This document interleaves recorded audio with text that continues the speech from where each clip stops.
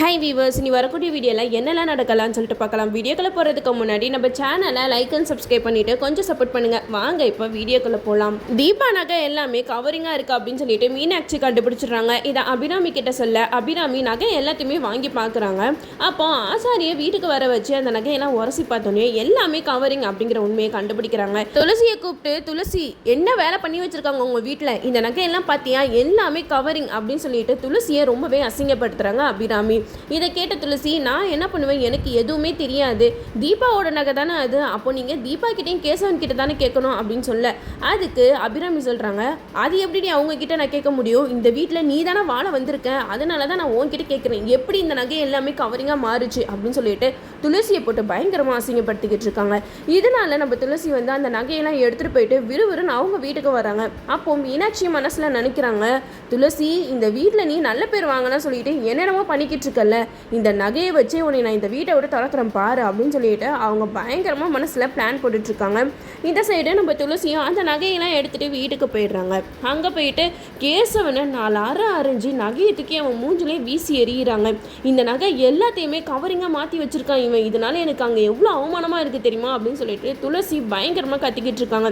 இதை கேட்ட சிவராமன் லக்ஷ்மி 2 பேருமே பயங்கர அதிர்ச்சி ஆகுறாங்க. துளசி கேசவனை கேட்குறாங்க, அப்பாவோட ரிட்டையர் பணத்தையும் உன்கிட்ட கொடுத்துட்டாங்க, இப்போ தீபா நகை எல்லாமே இப்படி கவரிங்காக மாற்றி வச்சிருக்க, அப்படி என்ன தாண்டா பண்ணுற, இவனெல்லாம் இனிமேட்டு திருத்தவே முடியாதுப்பா அப்படின்னு சொல்லிட்டு அவங்க கோவத்தில் பயங்கரமாக திட்டுறாங்க. இதை கேட்ட பிரபு வந்து செம்ம டென்ஷன் ஆகி, இனிமேட்டு உனக்கும் எனக்கும் எந்த சம்மந்தமும் இல்லைடா, என் உயிர் போனாலும் நீ இந்த கோட்டை தாண்டி வரக்கூடாது அப்படின்னு சொல்லிட்டு அங்கே ஒரு கோட்டை போட்டு விட்டுறாங்க. இதனால இந்த குடும்பத்தில் இருக்கிற எல்லாருமே பயங்கர அதிர்ச்சியில் இருக்காங்க. இப்படி ஒரு பிரிவினை வந்துருச்சு இந்த குடும்பத்தில் அப்படின்னு சொல்லிட்டு லக்ஷ்மி சிவராமன் 2 பேருமே அங்கே உட்காந்து அழுதுகிட்டு இருக்காங்க. அந்த நேரம் பார்த்து நம்ம அஞ்சலி ஹாஸ்பிட்டலில் மகேஷ் கிட்ட இருந்து தப்பிக்கணும் அப்படின்னு சொல்லிட்டு என்னென்னமோ பிளான் பண்ணிக்கிட்டு இருக்காங்க. ஆனால் மகேஷ் வந்து அஞ்சலி விட்டு நகர்ற மாதிரி தெரியல. அதனால அஞ்சலி அந்த ஹாஸ்பிட்டல் விட்டு தப்பிக்கிறதுக்காக மகேஷ் அந்த சைடு போனோன்னே இவங்க வெளியில் வந்து மாஸ்க் எல்லாம் போட்டு டாக்டரோட கோட்டெல்லாம் போட்டுட்டு அங்கேருந்து வெளியில் எஸ்கேப் ஆகி ஓடி வந்துடுறாங்க. நம்ம மகேஷ் வந்து அஞ்சலி இருக்கிற ரூமில் எட்டி பார்க்குறாங்க. அஞ்சலியை காணோன்னு சொல்லிட்டு தேடி பார்க்குறாங்க. அப்போ தான் மகேஷ்க்கு ஒரு விஷயம் புரியுது. ஆமாம், அஞ்சலி தான் நம்மளை பற்றின விஷயத்தெல்லாம் கண்டுபிடிச்சிட்டு நம்ம கூட வாழவே மாட்டேன்னு சொல்லிட்டு போயிட்டால, அவள் எங்கே போயிட போகிறா, அவங்க வீட்டுக்கு தான் போவான், நம்மளும் அவள் பின்னாடியே போயிட்டு அவங்க வீட்டில் அவள் எல்லா உண்மையும் சொல்கிறாளான்னு பார்ப்போம் அப்படின்னு சொல்லிட்டு மகேஷ் அஞ்சலியை ஃபாலோ பண்ணிக்கிட்டே போகிறாங்க. நம்ம அஞ்சலி விறுவிறுன்னு அவங்க வீட்டுக்குள்ளே வராங்க. அப்போ பார்த்தா அஞ்சலியை பார்த்ததுமே எல்லாருமே சண்டையை ஸ்டாப் பண்ணிடுறாங்க. அப்போ நம்ம துளசி வந்து அஞ்சலி கேட்குறாங்க, என்ன அஞ்சலி திடீர்னு வந்திருக்க அப்படின்னு சொல்லிட்டு கேட்க, அதுக்கு இல்லை எனக்கு உங்களை எல்லாத்தையுமே பார்க்கணும் போல இருந்துச்சு, அதனால தான் வந்தேன் அப்படின்னு சொல்லிட்டு கேட்குறாங்க. அப்போ முருகன் வந்து செய்களையே அஞ்சலி கிட்ட பேசுகிறாங்க. இப்போ எல்லாமே ஓகேவா இருக்கா அப்படின்னு சொல்லிட்டு கேட்க அதுக்கு அஞ்சலியும் எல்லாமே ஓகே தான் அப்படிங்கிற மாதிரி பதில் சொல்கிறாங்க. இவங்க 2 பேரும் செய்கையில் பேசுகிறத நம்ம துளசி பார்க்குறாங்க. அப்படி என்ன இவங்க 2 பேரும் பேசிக்கிறாங்க, ஒன்றும் புரியலையே அப்படின்னு சொல்லிட்டு துளசி ஒரு பக்கம் யோசிச்சுட்டு இருக்காங்க. துளசி அஞ்சலி கிட்ட கேட்குறாங்க, அஞ்சலி ஏதாவது பிரச்சனையா அப்படின்னு சொல்லிட்டு கேட்க அதுக்கு அஞ்சலி சொல்கிறாங்க, அதெல்லாம் இல்லைக்கா, நான் அதான் சொல்கிறேன்ல உங்கள் எல்லாத்தையுமே பார்க்கணும் போல இருந்துச்சு, அதனால தான் வந்தேன் அப்படின்னு சொல்கிறாங்க. அப்போ கையில் ட்ரிப்ஸ் ஏற்றிருக்க அடையாளத்தை பார்த்து நம்ம துளசி கேட்குறாங்க, அது என்ன கையில் ஸ்டிக்கர் அப்படின்னு சொல்லிட்டு கேட்க அதுக்கு துளசி சொல்கிறாங்க, இல்லைக்கா இப்போ தான் வந்து ஜென்ரல் செக்அப் முடிஞ்சு பிளட் டெஸ்ட்லாம் எடுத்துகிட்டு வந்தேன் அப்படின்னு சொல்லிட்டு மழை போயிடுறாங்க. அப்போ தான் நம்ம அஞ்சலி பார்க்குறாங்க, இந்த வீட்டில் ஏதோ பிரச்சனை நடக்கிற மாதிரி தெரியுதே அப்படின்னு சொல்லிட்டு அஞ்சலி கேட்க அதுக்கு வந்து சிவராமன் சொல்கிறாங்க, அதெல்லாம் ஒன்றும் இல்லைம்மான்னு சொல்லிட்டு மழுப்புறாங்க. ஆனால் அங்கே இருக்கிற பிரபு வந்து பயங்கரமாக கோவத்தில் கத்துறாங்க. கேசவன் செஞ்ச வேலைக்கு அவன் மூஞ்சில் இனிமேட்டு யாருமே முழிக்கக்கூடாது அப்படி இப்படின்னு கத்திக்கிட்டு இருக்கிறத பார்த்து அஞ்சலி வந்து ஒரு விஷயம் நல்லா புரிஞ்சுக்கிறாங்க, இந்த வீட்டில் ஏதோ பிரச்சனை இருக்குது, இந்த நேரத்தில் நம்ம மகேஷை பற்றின விஷயத்தெல்லாம் சொன்னோன்னா அவ்வளோதான் எல்லாரும் மனசுடைஞ்சு போயிடுவாங்க, நம்ம கஷ்டத்தை நம்மளுக்குள்ளேயே வச்சுப்போம் அப்படின்னு சொல்லிட்டு அஞ்சலி வந்து யார்கிட்டே எதுவும் சொல்லாமல் சிரிச்ச முகத்தோடயே இருக்காங்க. ஆனால் நம்ம துளசி வந்து அஞ்சலியை பார்த்து கண்டுபிடிச்சிடுறாங்க, இல்லை இவ ஏதோ ஒரு பெரிய பிரச்சனையில் இருக்கா, அதனால தான் இவ இங்கே வந்திருக்கா, நம்ம கிட்ட எதுவும் சொல்லக்கூடாதுன்னு மறைக்கிறா போல, ஏற்கனவே இங்கே பிரச்சனை நடக்குது, இதில் நம்ம பிரச்சனையை சொன்னால் எல்லாரும் கஷ்டப்படுவாங்கன்னு தான் அவள் சொல்லாமல் மறைச்சிக்கிட்டு இருக்கா, அப்புறமேட்டுக்கா நம்ம என்ன ஏதுன்னு கேட்போம் அப்படின்னு சொல்லிட்டு துளசி மனசில் நினச்சிக்கிட்டு இருக்காங்க. இந்த சைடு அஞ்சலிக்கு வீட்டில் நடக்கிற பிரச்சனைலாம் தெரிய வருது. ஒரு பக்கம் வீட்டில் நடந்த பிரச்சனையை நினச்சி அழுதுகிட்டு இருக்காங்க, ஒரு பக்கம் மகேஷ் இந்த மாதிரி இருக்கானேன்னு சொல்லிட்டு அழுதுகிட்டு இருக்காங்க. நம்ம அஞ்சலி ரொம்பவே பாவம், அவங்களுக்கு வந்து நிலமை உண்மையாக எந்த ஒரு பொண்ணுக்குமே ரியல் லைஃப்பில் வந்துடவே கூடாது. இந்த பிரச்சனையெல்லாம் முடிஞ்சதுக்கப்புறம் அஞ்சலி ரூமில் போயிட்டு தனியாக உட்காந்துருக்காங்க. அப்போ துளசி வராங்க. துளசி அஞ்சலி கிட்ட கேட்குறாங்க, அஞ்சலி நான் உன் அக்கா தானே, அக்காவுக்கும் மேலே நீ என்னை பெஸ்ட் ஃப்ரெண்ட் அப்படி தானே சொல்லுவேன், நீ என்கிட்ட ஏன் எதையோ மறைக்கிற, என்கிட்ட எல்லா உண்மையும் சொல்லு, அதுக்கான சொல்யூஷனை நான் சொல்கிறேன் அப்படின்னு சொல்லிட்டு நம்ம அஞ்சலி கிட்ட வந்து துளசி கேட்குறாங்க. பின்னாடி நம்ம மகேஷ் வந்து அந்த வீட்டையே சுற்றி சுற்றி வராங்க. இப்போ நம்ம வீட்டுக்குள்ளே போகலாமா வேணாமான்னு சொல்லிட்டு வாசல்லையே நின்றுட்டுருக்காங்க. அப்போது ஒரு ஜன்னல் வழியாக எட்டி பார்க்கும்போது அஞ்சலி துளசி கிட்ட பேசுகிறத நம்ம மகேஷ் வந்து கேட்டுடுறாங்க. அஞ்சலி வேண்டாம், துளசி கிட்ட மட்டும் நீ எந்த உண்மையும் சொல்லிடாத அப்படின்னு சொல்லிட்டு அவங்க பின்னாடி இருந்து சொல்லிக்கிட்டு இருக்காங்க. ஆனால் நம்ம அஞ்சலி ரொம்பவே மனசுடைஞ்சு போயிருக்கனால துளசி கிட்ட மகேஷை பற்றின விஷயம் எல்லாத்தையுமே சொல்லிடுறாங்க. அக்கா, நான் இப்போ ரொம்ப கஷ்டத்தில் இருக்கேன். நான் வந்து இனிமேட்டு மகேஷோட வாழவே மாட்டேன். அவன் கூட வாழ்கிறதுக்கே எனக்கு பயமாக இருக்குது அப்படின்னு சொல்லிட்டு துளசியை கட்டிப்பிடிச்சு அழுகுறாங்க. அப்போ துளசிக்கு ஒன்றுமே புரியல. என்னாச்சு அஞ்சலி, ஏதாவது புரிகிற மாதிரி சொன்னால் தானே அதுக்கான வழியை நான் சொல்ல முடியும் அப்படின்னு சொல்லிட்டு நம்ம துளசி வந்து அஞ்சலி கிட்ட கேட்க, அதுக்கு அஞ்சலி சொல்கிறாங்க, மகேஷ் ஒரு சைக்கோக்கா அப்படின்னு சொன்னதுமே நம்ம துளசி பயங்கரமாக ஷாக் ஆகுறாங்க. என்ன சொல்கிற, அவன் ஒரு சைக்கோவா அப்படின்னு சொல்லிட்டு கேட்க, அதுக்கு அஞ்சலி சொல்கிறாங்க, ஆமாக்கா, பாட்டி இந்த நிலைமையில் இருக்கிறதுக்கு காரணமே அந்த மகேஷ் தான் அப்படின்னு சொல்ல நம்ம துளசிக்கு இன்னும் பயங்கரமாக ஷாக் அதிகமாகிக்கிட்டே போகுது. என்ன அஞ்சலி சொல்கிற, பாட்டியோட இந்த நிலைமைக்கு எப்படி அவர் காரணமாக முடியும் அப்படின்னு சொல்லிட்டு கேட்குறாங்க. அதுக்கு அஞ்சலி சொல்கிறாங்க, மகேஷை பற்றின உண்மை எல்லாமே பாட்டிக்கு தெரிஞ்சிடுச்சு. அதனால தான் பாட்டி என்கிட்ட சொல்லலான்னு வந்தப்ப மகேஷ் வந்து அவங்கள காலை பிடிச்சி இழுத்து கீழே தள்ளி விட்டு அவங்கள இந்த நிலைமைக்கு ஆளாக்கிட்டான்.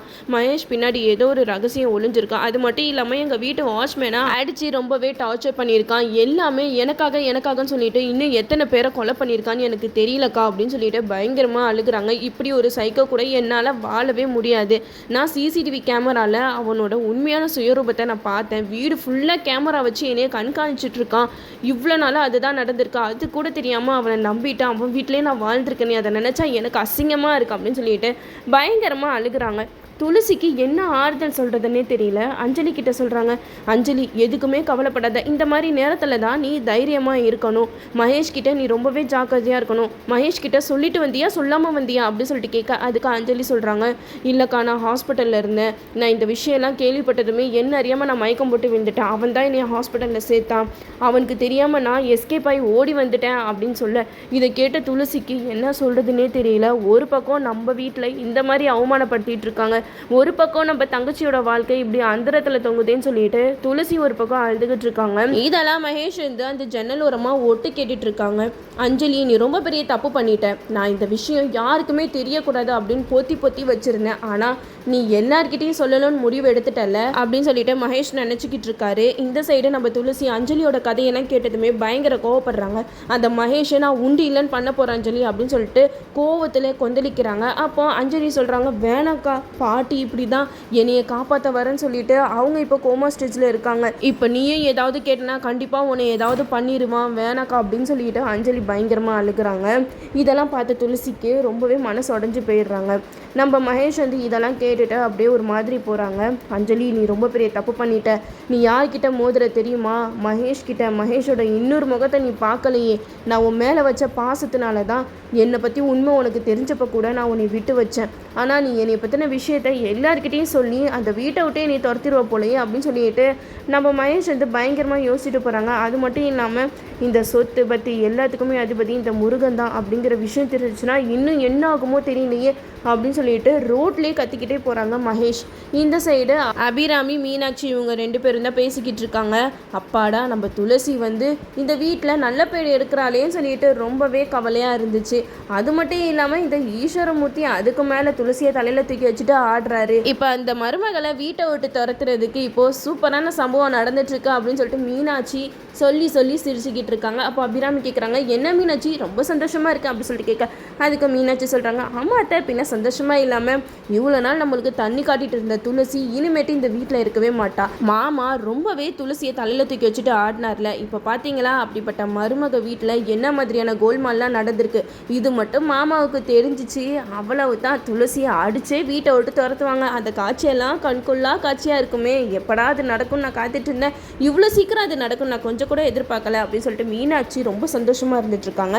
அந்த நேரம் பார்த்து ஈஸ்வரமூர்த்தி, வெற்றி இவங்க 2 பேருமே வீட்டுக்கு வராங்க. நம்ம அபிராமியும் வெற்றிக்கிட்டையும் ஈஸ்வரமூர்த்திக்கிட்டையும் ஈஸ்வரமூர்த்தியும் நடந்த விஷயம் எல்லாத்தையுமே சொல்கிறாங்க. இதை கேட்ட ஈஸ்வரமூர்த்தி வந்து துளசி எங்க அப்படின்னு தான் கேட்குறாங்க. துளசி அவங்க அம்மா வீட்டுக்கு போயிருக்கா அப்படின்னு சொல்ல, அதை கேட்ட ஈஸ்வரமூர்த்தியும் யாரை கேட்டு துளசியை அவங்க அம்மா வீட்டுக்கு அமிச்சிங்க, கேசவன் பண்ண தப்புக்கு துளசி என்ன பண்ணா அப்படின்னு சொல்லிட்டு ஈஸ்வரமூர்த்தி கேட்டதுமே நம்ம மீனாட்சிக்கு தூக்கி வாரி போட்டுருச்சு. என்னம்மாம்மா இப்படி சொல்லிட்டீங்க, நான் எவ்வளோ கற்பனைலாம் பண்ணி வச்சுருந்தேன், அவளை நீங்களே வீட்டை விட்டு துரத்துவீங்கன்னு பார்த்தா இந்த விஷயம்லாம் ஒன்றுமே இல்லைங்கிற மாதிரி பேசிக்கிட்டு இருக்கீங்களே அப்படின்னு சொல்லிட்டு மீனாட்சி நினைக்கிறாங்க. என்னதான் இருந்தாலும் நம்ம துளசி ஈஸ்வரமூர்த்தி இவங்க 2 பேருமே நம்ம துளசிக்கு தான் சப்போர்ட்டாக இருப்பாங்க. யார் துளசியை என்ன பண்ண நினச்சாலும் சரி, நம்ம ஈஸ்வரமூர்த்தியும் வெற்றியும் துளசியை விட்டு கொடுக்கவே மாட்டாங்க. என்னதான் இருந்தாலும் நம்ம துளசி இந்த வீட்டில் தான் வாழ்ந்தாகணும், அதுவும் வெற்றி கூட. இந்த பிரச்சனையிலேருந்து எப்படி துளசியை வெற்றி வந்து காப்பாற்றுறாரு நம்மளும் வெயிட் பண்ணி பார்ப்போம். ஓகே வீவர்ஸ், இந்த வீடியோ உங்களுக்கு பிடிச்சிருந்தா லைக் பண்ணுங்கள், மறக்காமல் நம்ம சேனலை சப்ஸ்கிரைப் பண்ணிடுங்க.